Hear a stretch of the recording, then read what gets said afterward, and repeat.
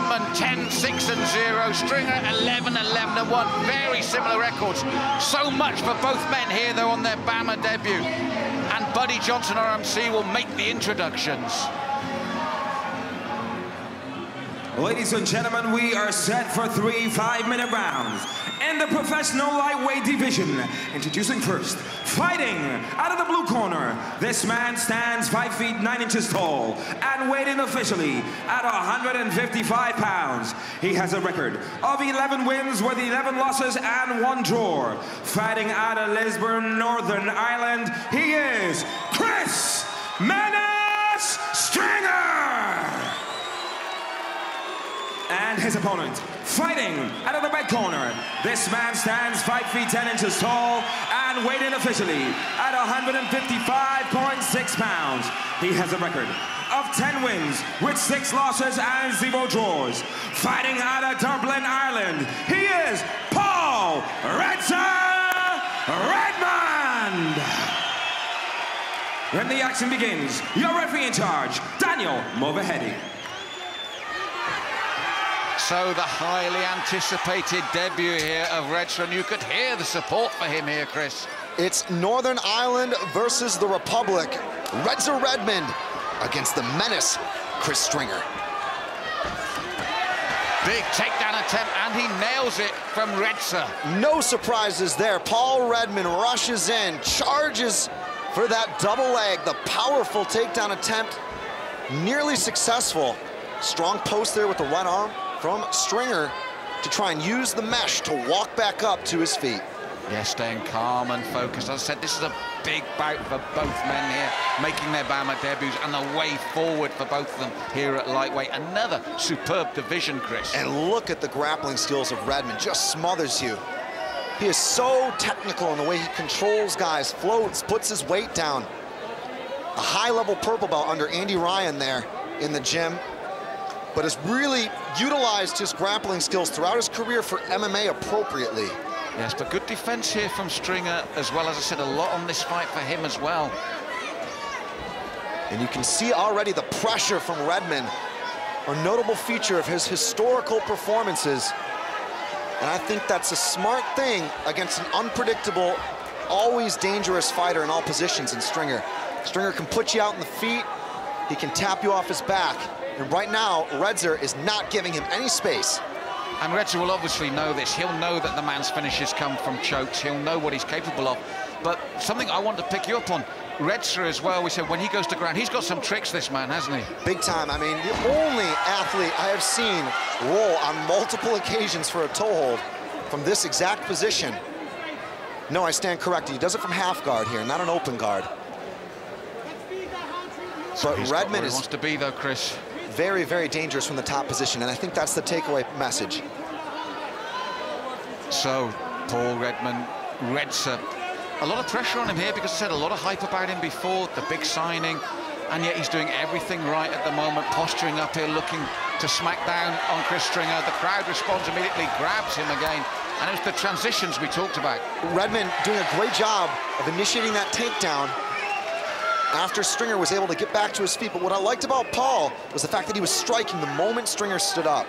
Look at this, flays his hips, turns his back towards Stringer, but he's doing that to try and work his right knee out of half guard here. And look at that now, he's going to work on the far side arm.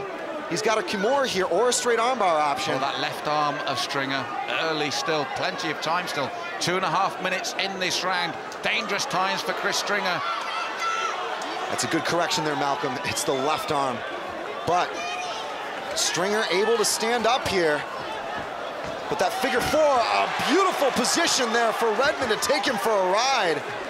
But he's like a bulldog with this arm, Chris. But he gives his back in this position if he's not careful.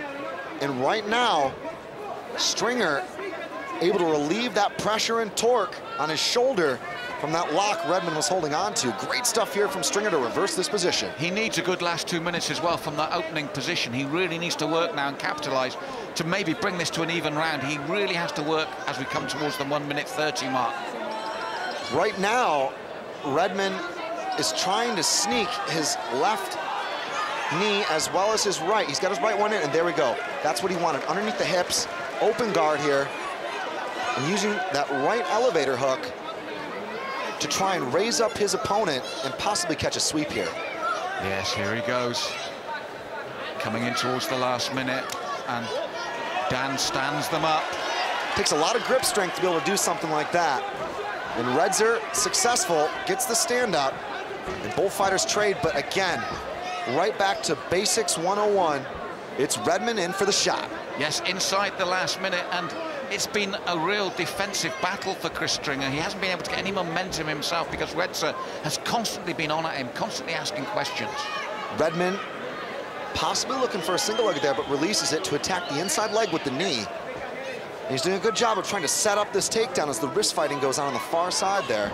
On the right side, as Redmond looks to try and work his way out of that wrist control.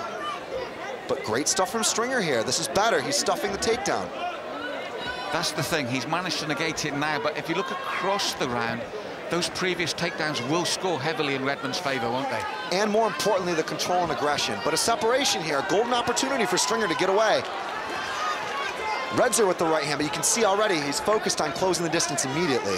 Those shots he sets up for the takedowns, aren't they? He's using those hands to get exactly this again. Or the kick catch. Now he's got a reverse body lock. But too little, too late. It's the end of the round. Now, if we look at the round as a whole, Chris Stringer good defensively, but the problem was for him, he was in defensive mode for so much of that round. The one thing he did very well, though, as time went on, was sussing out the way that Redmond was entering. He was able to make it a little bit more difficult for Stringer, or excuse me, for Redmond. Stringer doing a great job of staying on his feet towards the end of the round. That being said, it was over the midway point of that stanza, which to me scores that at 10-9 for Redzer. So, looking at now the second Malcolm, some possible adjustments for Stringer to stay off the edge of the mesh. Well, as you said, the one thing he did well was he realized that a lot of those punches from Redmond were fake, that they were for that takedown attempt, so he virtually ignored them, and that's how he managed to stay upright there. But what he didn't really negate was the fact that they were only to work him up towards the wire, and that's where Redmond was taking him down. So again, Redmond now back to the stand-up and the striking. Let's see what Stringer can reply with this time around. Round two. 2 of 3. A lot at stake for both these men. BAMMA careers here. Redzer showing that check hook and stepping in for the inside low kick. Beautiful. And again, it's a familiar pattern, isn't it? Because we know, in many ways, Redmond has set out his stall here. He knows what he wants to do. How can Stringer turn it around from just defending to really actually turning around to start scoring himself? Well, more importantly, he needs to make sure he's mindful of the space. Every single time he seems to run out of it as he moves backwards, and that makes it a little bit more easy for Redmond to control him and set up the takedown. But if he does end up here, the weight distribution, the space of his legs, for example, the control with the whizzer on the right arm, all hallmarks of effective takedown defense. So it's a better job this time around, but it's allowing Redzer the control that he wants. And this is the thing, when it comes down to the scoring, it's something that could be as close as this. They will look for the cage control and the aggressions as defining elements. And also the effectiveness of the grappling. Right now, this is effective from Redzer. It's not completing the takedown, but it's still effective. That being said, Stringer with some effective defense here, but it's got to be the offense that trumps it in this engagement. That being said, a good reversal for Stringer. Yes, he needs a good period of time in this round to really assert his own authority. And the head pressure from Stringer underneath. Look at that, Redmond fights it, gets his head underneath in reply. And Daniel Movahidi, the referee, watching for action here, watching for both fighters to tussle and try to improve themselves. This is one of the most unappreciated aspects in mixed martial arts.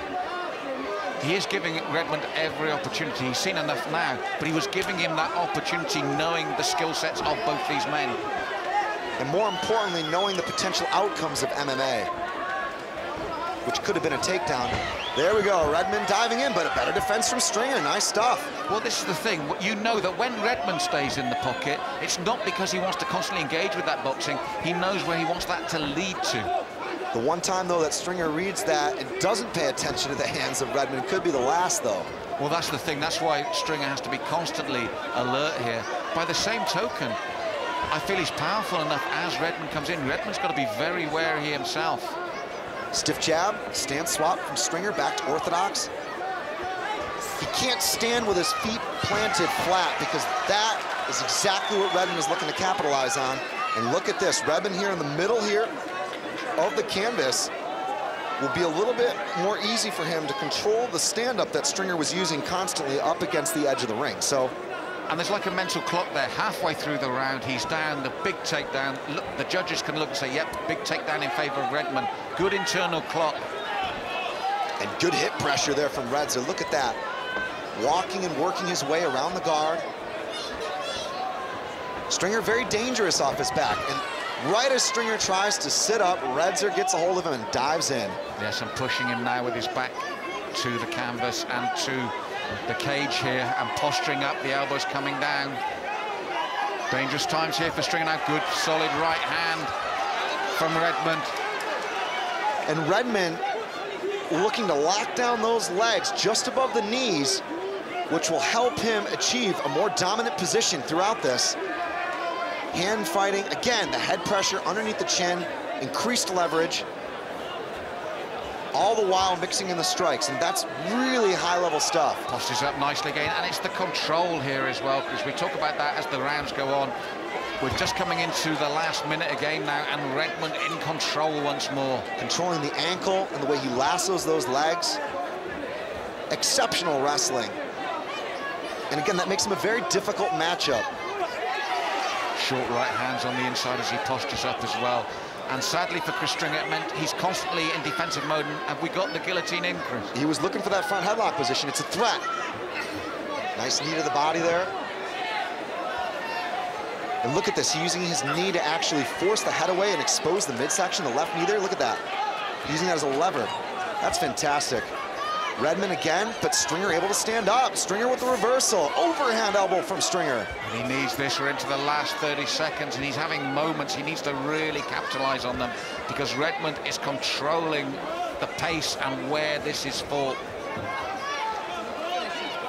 Good nice knee from Stringer. This is what he needs. He needs to turn this around because when this clock ends, he'll probably find himself 2 rounds down. We're into the last 10 and a good exchange of knees from both men. Good check of the knee this time from Redmond as Stringer went for the midsection. And a nice reversal, works the inside thigh of Stringer. Another important lesson of this round, though, is that Stringer was able to make some better counters as time ticked on. The problem, though, the clock was ticking.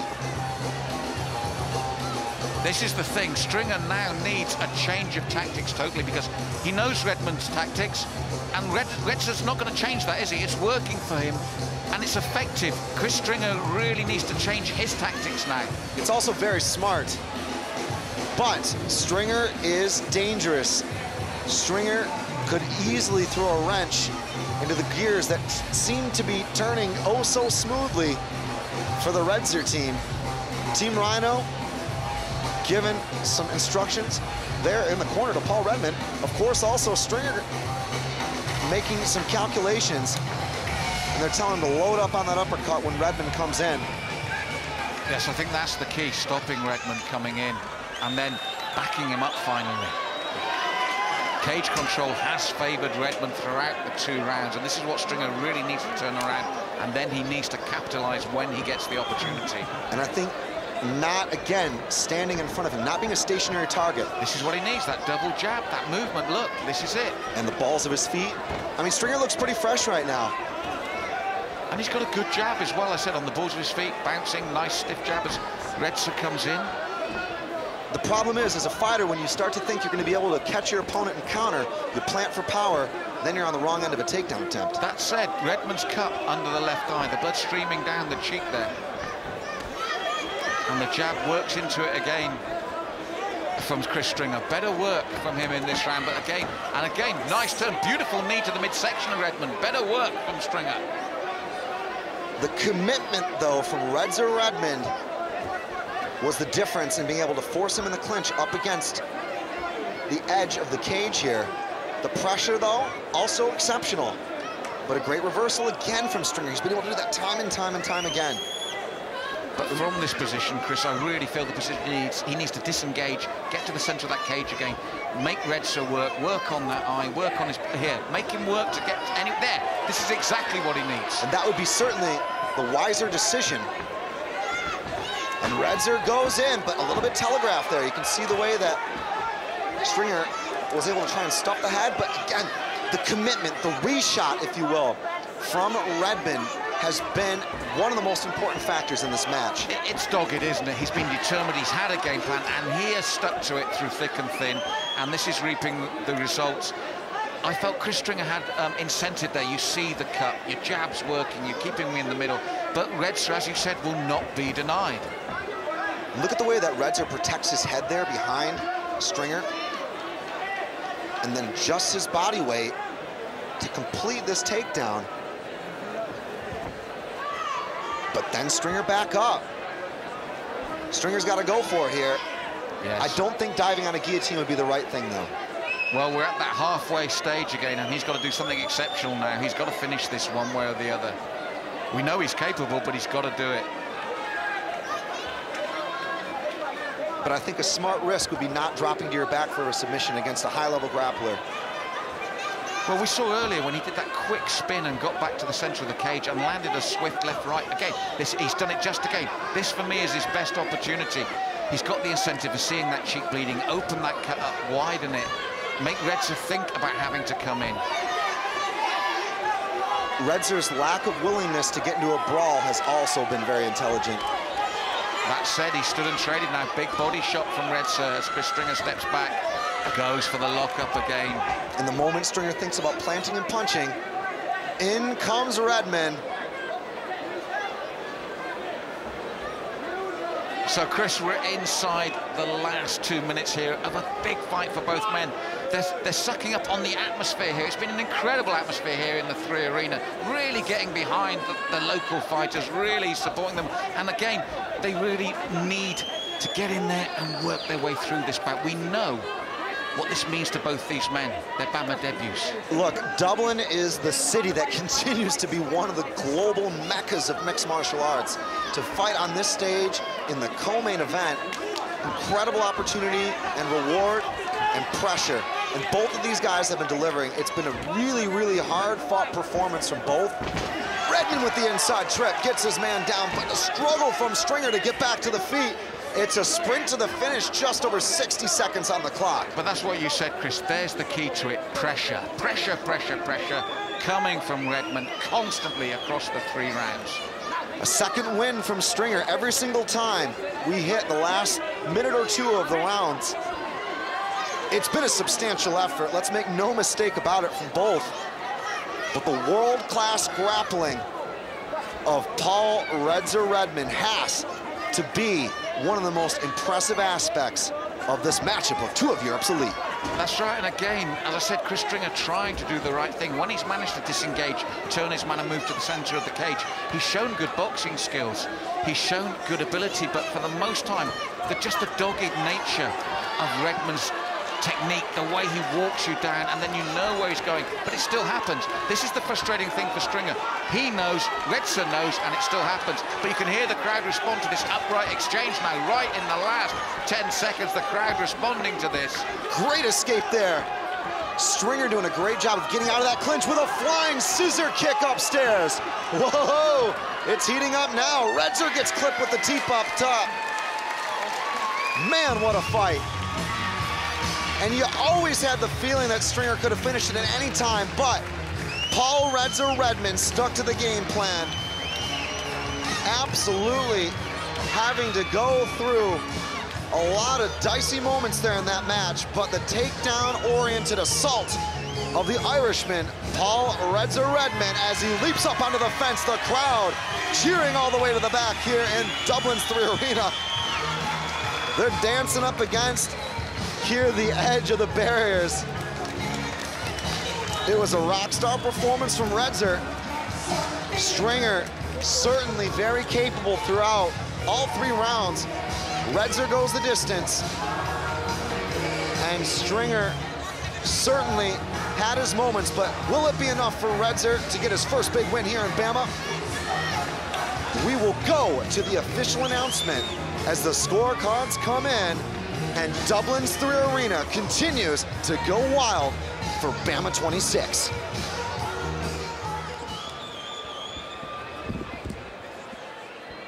Ladies and gentlemen, after 3 exciting rounds, we go to our judges' scorecards. Judge 1 scored about 30-27. Judge 2, 29-28. Judge 3, 30-27. To your winner by unanimous decision, Paul Redmond.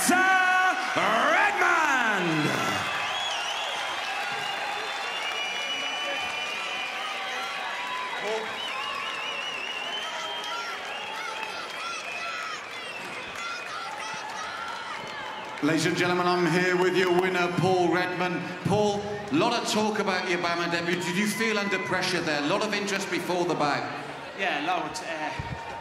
Chris is around a lot longer than me, you know. My opponent got changed. He's one of the original trailblazers in Ireland. He was the first guy to fight big UFC names. And I have to say, I'll take my hat off to you, Chris. You're a gentleman. Thank you. Now, that said, across the 3 rounds, you had a very certain game plan. You constantly kept him under pressure and on the defensive. Yeah, I knew Chris was a high-level striker. He trains out a good MMA gym, Kaboon. And they're really known for their striking and unorthodox striking. And I didn't want to play any part of that, so I know my wrestling game is good. And he stuffed some of my submissions as well, so, you know, credit to him, and it took me 3 rounds. So. He did, but at key moments, it's almost like you had an internal clock. The big takedown came at about the 2.5-minute time, and I think that's what the judges saw each and every round. Yeah, you know, I tried to take him down a lot, like I said, just to stay away from the strikes, but as some of his takedown defense is really good, especially in the cage. You know, that's as tough as they come, you know. Now, a brilliant debut. What can we see from you in the future? Yeah, you know, a little cut there. That'll be healed up by next week. I'll be back in the gym. And then whenever BAMMA want me, I know they're coming here a couple of times next year. Just put me on every one of them, you know. Well, he's made a winning start. Paul Redmond.